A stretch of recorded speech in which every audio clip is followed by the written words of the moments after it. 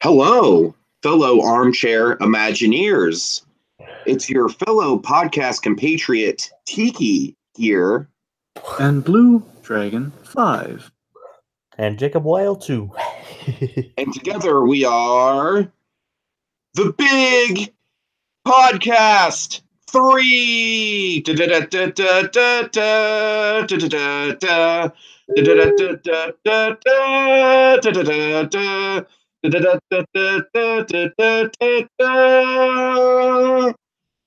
All right, sorry guys. I just got back from. I saw Phantasmic and everything. We'll talk about that on Sunday. I have to go along with it. I have photographic proof. Dragon, I want to talk to you for just a second, buddy. I want to single you out in particular because my God, I was walking through the Indiana Jones line and I just had an idea that just kind of melted my brain and made me think of you. All right, you ready to hear it? All right. All right, so the Indiana Jones line, you have to realize this is a very extensive queue. It goes through a temple. There's like there's like a bunch of different rooms and chambers in it, Dragon. But in the middle of it, there's one very important room that really kind of struck an idea in me. It's literally a bat cave, as in a cave of bats. So, Dragon, Monkey and I were sitting there, waiting in line in this bat cave, and we were like, wait a minute. Batman, Indiana Jones. Batman has all kinds of Elseworld stories. We can put him in like the 1940s, have like a 1940s Batman, basically an equivalent to Zorro in the Indiana Jones universe, kind of like this rogue figure who's causing havoc, and Indy has to kind of go in and save him. We can have the Joker. Basically what it is it's just like this giant serialized adventure where these two titans of entertainment go up against each other. And I don't know, it just gets me really excited to think about, because Batman is such a universal icon and you can kind of fit him into any sort of situation. And I just feel like, just the mysterious elements of Indiana Jones, that serial quality mixed with kind of like the serialization and the capers that Batman had in store, and also all the side characters. You could do like Sala meeting up with Marcus, meeting up with James Gordon, like the two mentors in Indy's life, giving them, giving advice. Most importantly, Marcus Brody can meet up with Alfred, have a team up there. What about Marion and Batgirl teaming up? Dragon, what do you think? What do you think of this colossal titan of entertainment going up against each other? I mean, it just blew my mind. Very cute, Tiki. Very cute. I tell you, I like that crossover. I really do. But I can tell you how to do it. It's just like I said, the Elseworld appeal is what got to me. Like the whole like Batman in the 1940s. That was really what got my mind going. And it was literally out of this idea of like the cave and the bats. I can. Let me top that for just a mere moment, if I may, briefly. Sure, by all means. You're on the right track, but here's how you make it the best crossover ever between Indiana Jones and Batman. You ready for this? We set it in the early 40s, like kind of the 39-40 section that we really don't explore nearly enough with Batman. But here's what exactly. We used the perfect villain to cross over these two characters, Ra's al Ghul. Ra's al Ghul. I called it. If Rob's watching right now, I called it, Rob. Called what? You threw out Joker? No, literally, that's what we were talking about in the line. We were like, what would be the villain? And at first we went with the Joker, and I was like, wait a minute. Ra's al Ghul is kind of like the equivalent to like Mara in the Indiana Jones ride, because Mara is like this deity, this god, and Ra's al Ghul is basically the closest thing we have to a god in the Batman universe. I mean, that's the thing. Like Ra's, you kind of go globetrotting. You start in like Gotham City, like Jacob. Indiana, I'm so sorry about this, by the way. It's like briefly. It's like you start the whole adventure like a crossover between Bruce Wayne and Indiana Jones, like a Gotham museum function. Then of course Ra's steals something, and it's like a little scene with Jim Gordon in there. And let's just throw Sala in the mix, and then of course it's this globetrotting adventure, and that basically Marcus Brody meets Alfred, and it's this whole yeah. Of course, you have like the romance with Talia, and that to me sounds that. And again, you kind of set. We rarely see Ra's kind of put in the 40s setting, so that to me, that's the more interesting. Like Ra's could be basically a better Kali Ma. Essentially, yes, he would be the vastly superior Kaliman. You get maybe get to explore some more kind of the Asian kind of. We never really. I'm trying to recall if we've ever seen Indiana Jones more in kind of like for all. I don't know exactly, more of a kind of an Asian setting with Indiana Jones. That could be kind of neat. Uh, Kind of neat. Anyway. all right, so Jacob, I terribly apologize, but I just that's been eating at me since yesterday. I was like, I need to tell Dragon about that crossover idea. And he did. He chose to do it live, folks, because he just couldn't contain his excitement. All right, all right. Okay, so Jacob, what did you think of the episode? Okay, I mean, I really like. Fire to clarify, now the whole Indiana Jones meets Batman adventure. Well, Jacob, do you have anything to not to leave you out in the dust? Do you have anything to contribute to the Batman and Indiana Jones crossover idea? Not yet. All right, all right. So, Bot Fighter, Jacob. Of course, just to start this off, this is the first appearance in what seems to be a big character in the show for the legendary Disney Channel icon, Christie Carlson Romano, ladies and gentlemen. Woo! Yeah! Woo! Kim Possible herself. Yeah, yeah. So I got to tell you guys, this episode really got things on the right track. It was the perfect kind of, basically Better Call Saul had a really big episode kind of leading into the season finale. And this, while not the episode that leads into the season finale, is still like a very big kind of like, okay, now all the wheels are in place. You know what I mean? Like everything is pointing in one direction, and we know that what that direction's gonna be. I think this is a big episode for the series. Oh yeah. What did you think, Jacob? I really enjoyed this episode. It's probably one of the best ones so far. I think it's another really solid episode. It's I don't know if it's great. Don't get me wrong. I think it's solid. I'm not sure if it's as groundbreaking as some of the other ones, but I mean, in terms of setting up the plot and everything, it's great. Again, I know exactly what you're talking about, Tiki. It's not penultimate technically, but it feels penultimate. You know, Exactly. it's a prelude. It feels very kind of prelude-ish. You know, it's kind of what it's lighting the world on fire 100% for me, but it's really cool. I really like this episode. Mm-hmm. And of course, our girl, Christie Carlson Romano, she's in this, and she did a great job. Yeah. Okay, so just to kind of run through some of the highlights. First off, the mustaches, dude. The mustache was funny. That was one of the moments that made me kind of fall for Fred in this show. Honestly, I've kind of had this kind of arc with Fred through this podcast, where at first I was like, yeah, I kind of like Fred. You know, he's kind of just there for me. Like, I'm kind of glad he's not being voiced by TJ Miller anymore. You know, that's a step in the right direction. And then, and then throughout the middle of the show, I was kind of more like, okay, this is, I'm kind of bored with his comedic, like, it's a little bit repetitive. You know what I mean? But now I'm coming to this conclusion where Fred is, he's the great comic relief. He's, obviously this should go without saying, but he's also kind of the historian, if you will. And I think this episode really kind of cemented that. It's not a big Fred episode, but I think both the the encyclopedic knowledge of superheroes and his outrageous comedy with the mustaches and everything really came into place and cemented him as a really solid character for the show.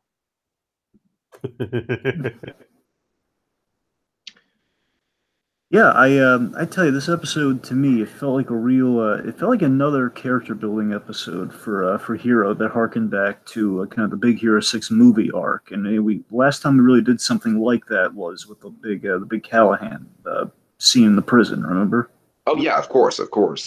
And I really liked how we went back to the well in a way that kind of enriched the character, and it was a way that we kind of saw Hero. Basically, again, something we've been tracking for majority of the episodes is kind of the recycled, in a good way, kind of the recycled plots from Scully and McCorkle with kind of a twist, as well as kind of the superhero of it all. And the superhero of it all here is the undercover plot, where it's like Bruce Wayne going undercover as Matches Malone or John Smith or something or other. It's like Clark Kent investigative reporting. It's kind of getting in the trenches of the criminal underworld. And on the flip side, we've seen those undercover stories on the. I mean, I'm sure Kim Possible's done. It's not coming to mind at the moment. But the big one, I remember, I've saw it a few times on Buzz Lightyear Star Command.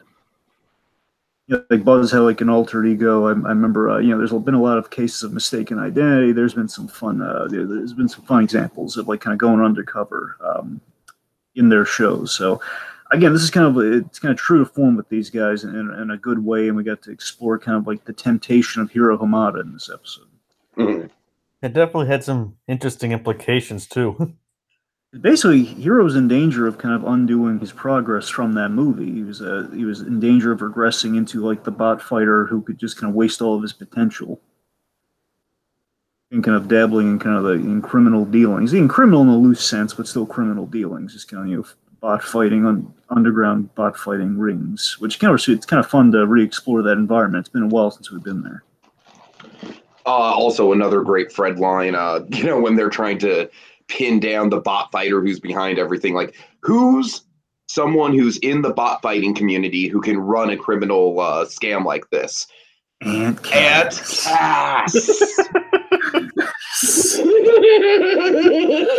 Oh God. Speaking of which, Aunt Cass, again tying into the whole hero arc of it all. Again, we harken back to probably the best Aunt Cass episode since her big episode. Yeah, she was done right. Yeah. She was very angry in this episode. Yeah. He's like, I hope you realize what's really important, Hiro. You know what it kind of reminded me of is it's something that the show's doing really well is just the animation of you don't have to have a lot of words to convey what the characters are feeling. And a perfect example of that is, like you already said, Dragon, the Callahan scene. Yes, and we're kind of hearkening back to those moments from that movie without having to really to explain. If you know it, it's great. If not, it's like the moment still reads. Like Aunt Cass, we do the same gag from that movie where it was Hiro and Tadashi in the car while getting the silent treatment by Aunt Cass, and you kind of felt the anger bottling up and the frustration. And we kind of have that here, but another dramatic sense. It's kind of like an Aunt May Spider-Man thing where it's like, what do you do at night, Peter? What's going on? And again, I like that Hiro. He wants to tell her, but he holds himself back, saying, "Look, it's different this time," but he can't tell her. And it's a shame, but you know what? My heartfelt moment of this episode is that little bit where Hiro, when he's sneaking out, he's kind of breaking Aunt Cass's heart. He puts the blanket over her while she's sleeping, and we have this little music cue. Little music cue signifying, "Oh, we all love Aunt Cass." Aunt Cass. Aunt Cass. Yep. So we had that great PSA moment with Baymax kind of spilling it out for the kids at home where they're in the car and Aunt Cass is getting that. Says, she's just disappointed with your life choices right now. Yeah, Baymax was really on point this episode. I thought that this was one of the most emotional episodes for Baymax, actually. It really ties into the whole idea that Baymax, like a part of Tadashi, is in Baymax. I tell you, that scene broke my heart in the best of ways. It's like scene that where basically... Here's the thing, it's a very easy trope they could go to, like, okay, and Baymax has a Tadashi tape. They don't overuse it, though. That's something they could do every episode, you know what I mean? But they don't. They save it for specific moments. Hey, remember, he died. He died horribly. He died by fire. Remember that, kid? Okay, Bonds! He died, and he's never, ever coming back! I had to throw that in my face, yes. I'm sorry. Anyway, it's kind of interesting how this episode kind of explores the grayer side of their heroing. Yeah, and I love that his brother had faith in him. I love just the idea that, and what really touched me about that clip is that it voices and conveys that Tadashi in these private moments with his own creation, which again is kind of a foreshadow for the ending. By the way, more on that when we get there soon. I love that we have kind of creator and creation here having this intimate bond, and basically him conveying his worries over his brother to Baymax, and hence the recordings and everything. Because usually it was just like Tadashi making a video diary of constructing Baymax, but in this case, him kind of relating to Baymax as another entity that he can kind of say, man, I know that he's a good kid and he's going to make the right decision at the end of the day. So I love how that scene played and added a little mini dimension. Little extra layer of dimension to the whole Baymax Tadashi kind of bond, and kind of they're both kind of it's Tadashi after his death through Baymax idea. Mm-hmm. That was all really nice. So Yamago's salsa dancing, or or Samba. Oh god. Once I see it, I can't unsee it. I gotta tell you, I think they were being a little over the top with that. It wasn't that horrifying. He was a good dancer. I think it's just more the image of Yama doing that more than anything else. I was imagining something more horrifying than what they were saying. It's like as Fred pointed out, I was disturbed yet oddly moved. Oh god. No, I mean, I gotta say, kind of in terms of nitpicks, like the one nitpick I have, which isn't really a nitpick at all, is we've yet to really get Go-Go focus. We had a really. Sorry. Go ahead. Go-Go had this really neat bit with like the fingerprinting. I love how she was so useful, like getting the fingerprints off the can. That basically she pulled an Ant-Man to pick the lock. Oh god. But that's all. That's what I'm saying though. Like she gets bits, but she doesn't get arcs. You know what I mean? Like there's no real development on her as a person through the show. Where I feel like even Honey Lemon, I feel like has become more of like a sisterly figure to the group. You know, she's kind of like the big sister to everyone. I feel like she's kind of fallen into that role. Well, for a name like Tall Girl, she has to be. Of course. Oh yeah, I see your point. Yeah, Go-Go. Wasabi, Wasabi's been very, very well developed as kind of like this comedic character. The organized gentleman. The organized gentleman. So really, I feel like all this, the group is really coming together, coming into its own through the show. I'm very, very satisfied with it. I feel like this season had a rocky middle where, we had a string of episodes where we kind of were worried, maybe like 3 or 4 episodes in a row where it's like, okay, that was okay, but it just kind of feels like I'm watching a standard kid show. It doesn't really feel like I'm watching, something from the great creators of Kim Possible. You know what I mean? Right. So let's talk about Trina. Trina, yeah. Speaking of Kim Possible, transition, smooth. Trina, so of course voiced by Christie Carlson Romano, as we've been saying ad nauseum, because we love that actress and we love her performances. And I think she did an excellent job as Trina here, because we've been waiting for Trina, because she was announced for this role. And we had no idea when Trina was going to come into play until they revealed the episode title. Mm-hmm. And I got to tell you, I thought she was a great character. That she was smart, likable. Again, I love that she was very literally made for Hero. Oh God. That was definitely interesting. I gotta say, I feel like I saw the villain twist coming, but I'm not really complaining about it. It was handled well. It was, it was solid. I think the twist was more that she was actually, spoiler alert, a robot. Yeah, that's exactly. You're right, Jacob. That's a great. It kind of reminds me of the Goosebumps episode Attack of the Pumpkinheads, where it's like, hey, the twist is that the monsters were the kids that were in the group and they went missing, but then they became the Pumpkinheads because they were playing a prank on them. And then, no, they're aliens, rawr! Well, before we... I don't like that. Real quick, before we go into the big, who exactly Trina's father is, just real quick. Yeah. I just want to say, I love, I got to tell you, I really like the whole bot fighting plot here and all the stuff that Trina's kind of connected to. I mean, the main plot that Trina's kind of operating on her own for the most part in this episode. We'll get to the whole ipso facto of it momentarily, but I love the idea that they have these these bot related robberies. And essentially what the game plan is to use Hero to upgrade the bots and kind of find a way to kind of basically retroform them together, basically find a way to kind of hack into other bots and kind of meld them together as an ultimate form of technology. So it's kind of one, just exploring the applications of bot fighting, which was an idea that we kind of put into play in the movie with the bot fighting as a concept. Now we're kind of going into expanding that into criminality, which would explain why bot fighting is also illegal, because these things can be weaponized very easily.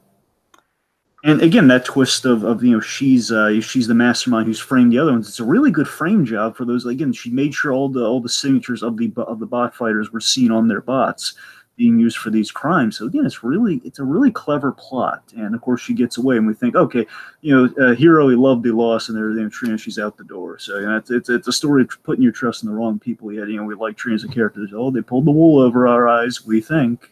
Then of course, the ultimate reveal. the reveal that got me so excited.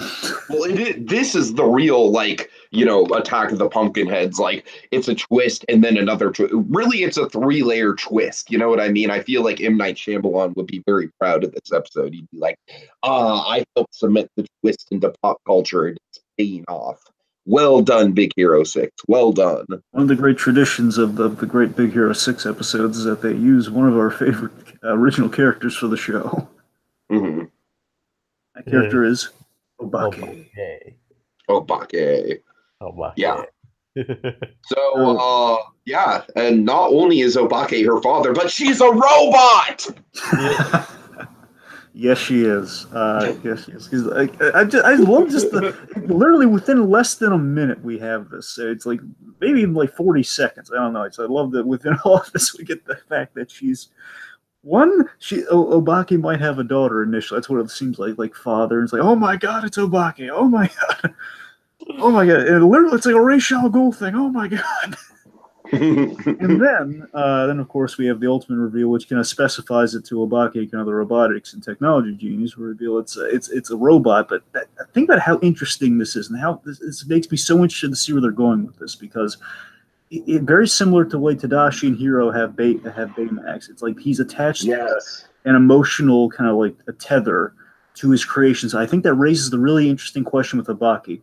Does he view all of his great creations as his children, or specifically, does he have like an actual feeling towards his creations, and is he trying to build an actual daughter?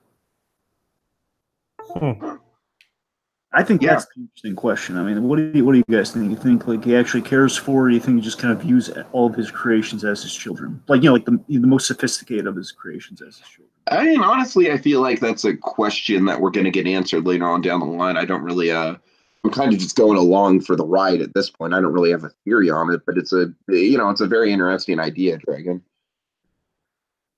I think the other cool thing too, again, the thing you can track with Obake, and again, this episode is somewhat of a tipping point. I mean, I think technically it still fits in the line here that Obake he's been batting 100. He has not lost any of these plots. Like, to me, my read on, you guys can correct me if I'm wrong, you got something different here. I kind of read it that he sent Trina to test it because she took the recording and everything. He sent Trina to basically one, most likely to test out the bot virus, basically hacking other bots and such and technology. I think it's like Plan B. Plan A is try to kind of win Hiro to their side. I offered him freedom, and he still tethers to the leash. Mm-hmm. The idea of like maybe I can get him away from Big Hero 6 and get him to the dark side through a neutral party, which would be Trina, not through, because of course if Obake shows up, he's not going to take the bait. No way. If it's through Trina, maybe. What if he's gonna like try and tempt Baymax or something? Honestly, if they can refine this technology, he might be able to hack Baymax, which would be terrifying. Mm-hmm. It's something similar kind of happened in the first episode when they're like created like those Baymax clones or something. That's true. We might see some payoff to that. So yeah, you never. Actually, wait a minute. We did call that back in this episode where Baymax was kept on the outside, saying, "Baymax, if you're anywhere near this, you saw what happened in the first episode. Essentially, that's kind of what Hiro warned him about. So maybe. Yeah, because we haven't really learned exactly what that thing explicitly does. Good point. Well, again, I think it's part of the master plan of whatever Obake's got cooked up for the big finale. Because remember, they have like the big web of Obake and all the stuff he's been stealing, and of course the art theory, and the whole something tied into the big earthquake that hit San Francisco. So again, at the end of the episode, of course, we do have like this big Obake moment here where he's it sounds like Obake. This is the closest thing Obake so far has gotten to losing, but again, it's not even a loss at all for him. It's just like I tried, so now we're gonna cue off the big plan. Now it's essentially what the episode ends. Like, okay, gonna initiate the big plan. And again, he's clutching his creation. We put her to sleep, but the question is he just like stopping her from falling, or does he actually care? Might be important. Little observation. Okay. Right. So, guys, I think that about does it. Any final thoughts from anyone? I think I've said my piece.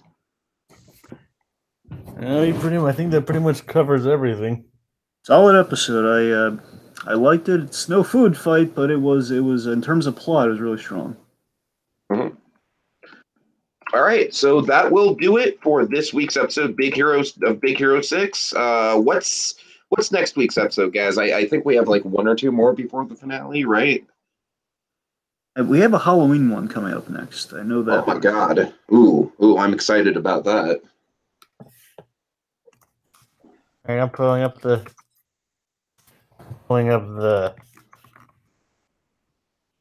wiki. Obake. Hold on, I don't know how this got zoomed in.